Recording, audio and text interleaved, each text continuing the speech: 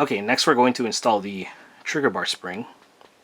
The trigger bar spring, this hump goes under the bar.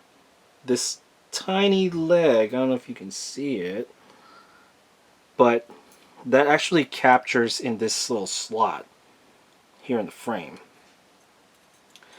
In order to do it, what I like to do is, there's a slot in the frame here. I put this in first. I keep moving my hands around, guys, sorry. See if I can get it with... Let me use forceps for this, so that I'm not dropping stuff.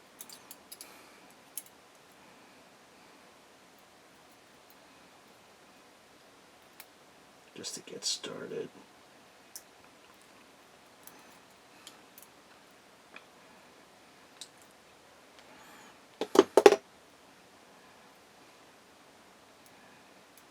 Okay, so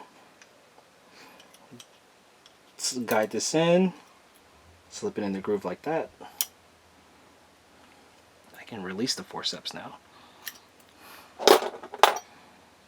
And then just kind of slide it, and then it'll pop in place. You know you got it right. It's not going anywhere. And that's how you install the trigger bar spring on a P88 compact.